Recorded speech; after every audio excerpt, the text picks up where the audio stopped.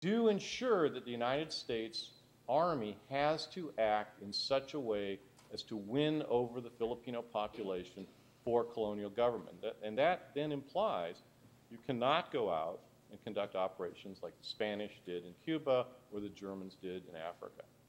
Okay? It was always understood that the Army was there to win over the population. So when Otis is following the sort of civic affairs policy in 1900, he's following the orders of his commander-in-chief. This isn't him being naive or weak.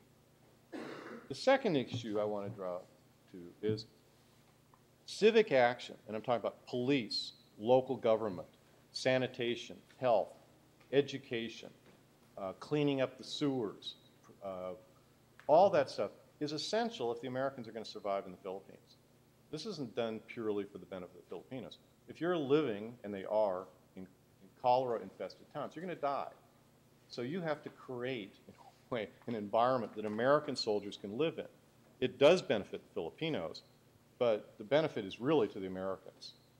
Okay? And that's something, if you ever are stuck out in some little town running a company, you will realize very quickly, if you don't clean this mess up, your soldiers are all going to die. Sickness rates in the Philippines were such that an average company was about 115 troops. It was lucky after 2 months to have 60% of those effective. And in the wet season in Batangas and Laguna, units are down to about 30 troops. They can barely guard their own towns. So this idea of active operations in the field is nonsense. So civic action is essential for the American troops as much as it is for the Filipinos. It's not naive. It's not being a nice guy. There's some very hard-line troop officers who do it simply so their own troops can survive. And I think that needs to be kept in mind.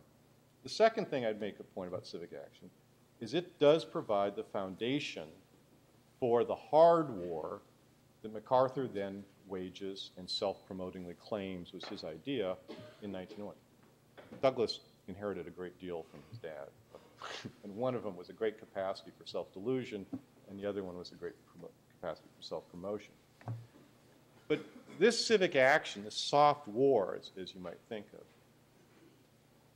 wins over a sufficient number of collaborators. And in some provinces, like La Union, the war is over by mid-1900. So it's hard to argue against civic action when you've won the war by June 1900. It works. It works in Negros province. It works in a number of places. More importantly, civic action gets the troops into the marketplace and it gets them dealing with the Filipino population. They learn a sort of pidgin language they call jawbone. They learn how to negotiate for chickens and how to negotiate for candy and how to negotiate for illegal alcohol. And they learn and develop connections with the locals. They go to the cockfights on Sunday. They develop an idea in the village what things are going wrong, what things are going right. They get a feel for it. These units are stuck there their entire service. So you get assigned to a village in the Philippines. You're going to be there for the next 18 months. You have a vested interest in cleaning it up. It's not like, oh, we're going to be out of here in 5 months.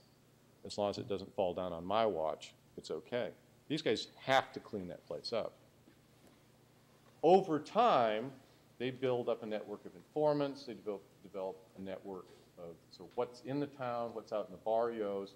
They learn how to survive. So that in 1901, when they're then turned loose to more punitive, they know what to burn. Okay, that's an important thing. It's not indiscriminate because after a year in that period, they've sort of figured out what the bad villages are. They've developed means, and this is very important, of social control. They've made the mayors responsible. Are there any foreigners or outsiders in your village? Okay. And so when the hard war begins in 1901, it is built on a foundation of local knowledge that was not there in 1900.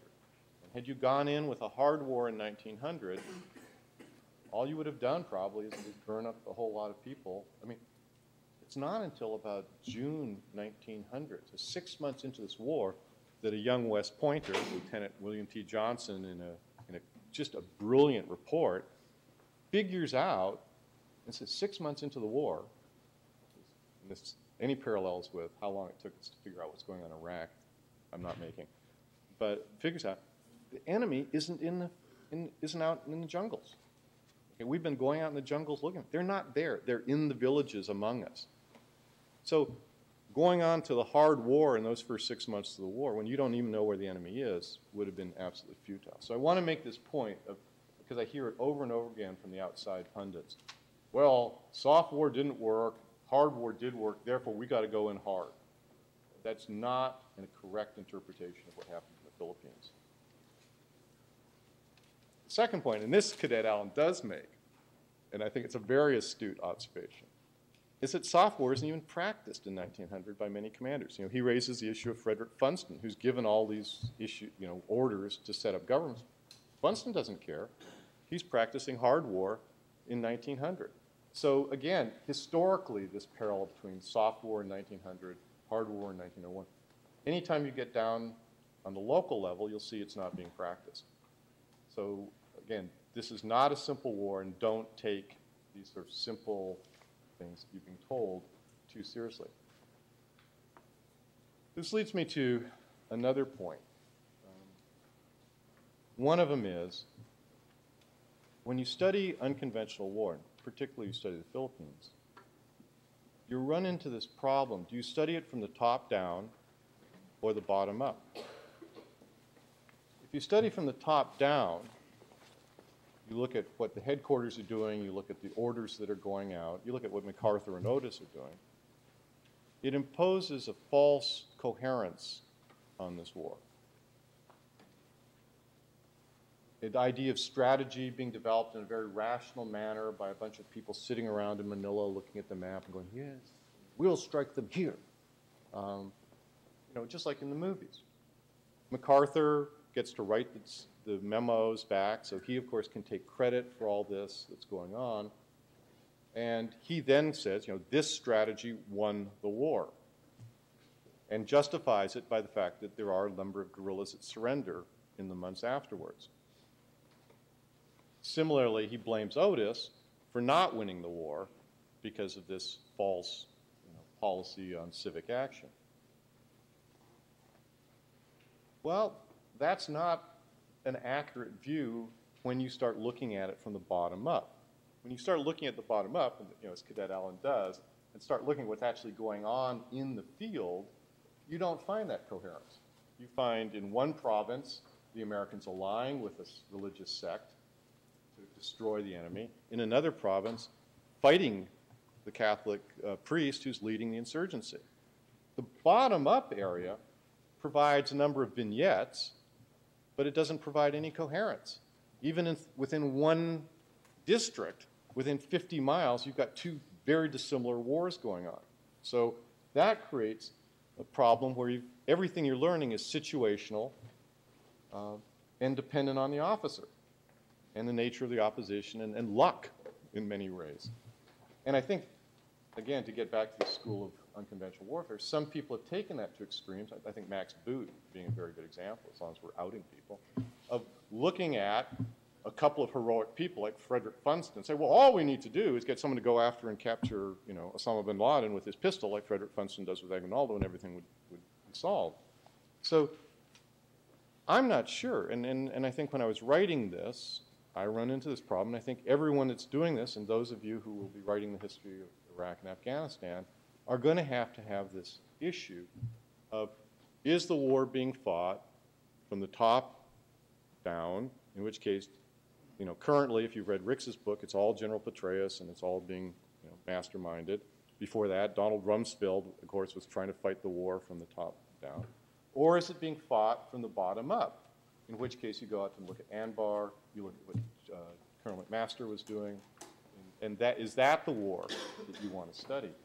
I don't think there's an easy solution, but any study of unconventional war has to integrate this top-down, bottom-up. The last thing I want to talk about, very briefly, and this is perhaps germane to you, is what lessons, how do institutions learn from these?